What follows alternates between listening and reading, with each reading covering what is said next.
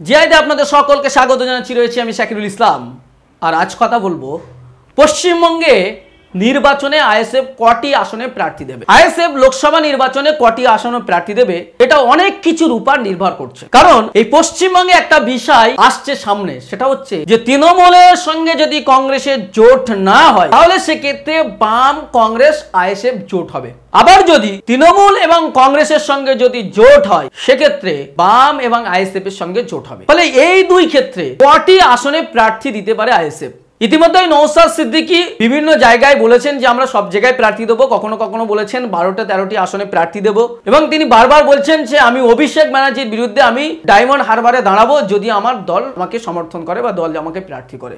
এই টালবাহানা চলছে, কিন্তু আমরা যেটা জানতে পারছি 2024 লোকসভা নির্বাচনে আইএসএফ কোন কোন আসনে প্রার্থী দেবে, তার একটা নির্ণায়ক অবস্থান কি করবে তার একটা তথ্য আপনাদের সম্মুখে তুলে ধরবো। কিন্তু এই সবকিছু সম্ভাবনাময় এবং অবজার্ভ করা, আমার দেওয়া এই তথ্য ভুলও হতে পারে, তবে এটাই আইএসএফ এর লিডারদের সঙ্গে আলোচনা করে বা তাদের সঙ্গে কথা বলে জানতে পারা এবং বিভিন্ন জায়গায় রাজনৈতিক বিশেষজ্ঞদের কাছ থেকে আলোচনা করে তাদের সঙ্গে পরামর্শ করে এই তথ্য আমাদের পাওয়া। সেই তথ্যের ভিত্তিতে আপনাদেরকে দেব। নাম্বার 1, যদি পশ্চিমবঙ্গের তৃণমূল এবং কংগ্রেসের সঙ্গে জোট না হয় তাহলে সেক্ষেত্রে বামফ্রন্টের সমস্ত দলগুলো একসাথে এখানে লড়াই করবে। কংগ্রেস, সিপিএম এবং আরো বামপন্থী দলগুলো মিলে আইএসএফ কে কটি আসন ছাড়তে পারে। নওশাদ সিদ্দিকী 12 থেকে 13টি আসনের দাবি করবে, কিন্তু তার মধ্যে খুব বেশি হলে 6 থেকে 7টি আসনে ছাড়তে রাজি হবে বাম কংগ্রেস।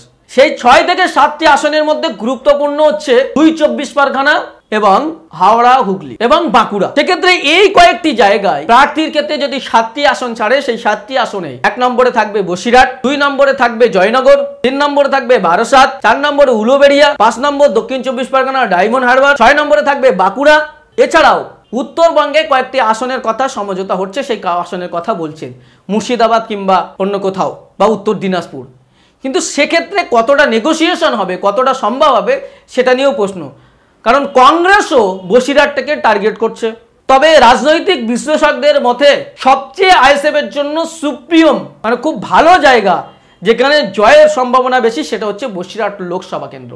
এই একটি আসনে সংঘবদ্ধভাবে সবার সমর্থন নিয়ে যদি আইএসএফ দাঁড়ায় সেখানে জিততে পারবে বলে রাজনৈতিক বিশ্লেষকরা মনে করছেন। তবে কংগ্রেস এবং তৃণমূল যদি জোট হয়ে যায় সেক্ষেত্রে সিপিএম এবং আইএসএফ জোট হবে এবং সিপিএম আইএসএফ জোটে সেক্ষেত্রে কি হবে, সেক্ষেত্রে কিন্তু 12 থেকে 15টি আসন প্রার্থী দেবে আইএসএফ এবং সেক্ষেত্রে মেনেও নেবে বামফ্রন্ট এবং সেজন্য তখন মালদা, মুর্শিদাবাদ, উত্তর দিনাজপুর এই সমস্ত এরিয়াতে আইএসএফ প্রার্থী দেবে। বসিরহাট 2 24 পরগনার বসিরহাট, বারাসাত, বনগাঁ, দক্ষিণ 24 পরগনার জয়নগর, সেখানে যাদবপুরেরও দাবি করতে পারে যেহেতু ভাঙড় বিধানসভা কেন্দ্রে আইএসএফ জিতে রয়েছে, ডায়মন্ড হারবার, হাওড়ার উলুবেড়িয়া কেন্দ্র, তারপর আপনার বাঁকুড়া, যে সমস্ত জায়গায় মোটামুটি ছড়িয়ে ছিটিয়ে আইএসএফ রয়েছে সেই সমস্ত আসনগুলোকে টার্গেট করছে। তাহলে এইরকমভাবে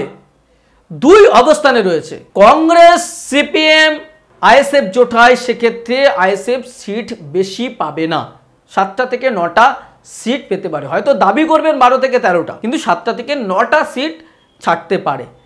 কিন্তু যদি কংগ্রেস এবং তৃণমূলের জোট হয়, একটি তথ্য মতে জানা যাচ্ছে যে কংগ্রেস এবং তৃণমূলের জোট আসন নেগোসিয়েশন চলছে, সেখানে 4-5টা আসনে কংগ্রেস এবং তৃণমূল জোট হতে পারে এবং সেটাও হলে আইএসএফ এবং সিপিআইএম বা বামফ্রন্ট একসঙ্গে জোটে লড়াই করবে। সেক্ষেত্রে 12 থেকে 13টি আসনে প্রার্থী দিতে পারে আইএসএফ। এটা আমাদের বিভিন্ন রাজনৈতিক বিশ্লেষক এবং আইএসএফ এর নেতৃত্বের সঙ্গে কথা বলে যে তথ্য আমরা পেয়েছি তার উপর ভিত্তি করে বলছি। আমাদের এই তথ্য সম্পূর্ণ নাও মিলতে পারে, মানে ভুল হতে পারে, আবার মিলে যেতে পারে। এটা আমরা অবজার্ভ করে বলছি এবং বিভিন্ন রাজনৈতিক বিশ্লেষকদের কাছ থেকে মতামত নিয়ে এবং আইএসএফ এর নেতাদের সঙ্গে কথাবার্তা বলে যেটা বোঝা তার উপর ভিত্তি করে বলা, ফলে সবকিছু ওলটপালটও হয়ে যেতে পারে। তবে আমাদের যে বিশ্লেষণ সেই বিশ্লেষণ বলছে এটাই হতে চলেছে আগামী 24 লোকসভা নির্বাচনে আইএসএফ এর ভবিষ্যৎ বা আইএসএফ এর নির্বাচনের লড়াইয়ের এই অবস্থান। আজকের মতো এখানে শেষ করছি। আপনারা যারা ভিডিওটি দেখছেন অবশ্যই শেয়ার করবেন এবং আপনাদের মতামত আপনারা কমেন্ট বক্সে জানাবেন এবং বেশি বেশি করে মানুষের কাছে পৌঁছে দেওয়ার জন্য ভিডিওটি শেয়ার করবেন। ধন্যবাদ।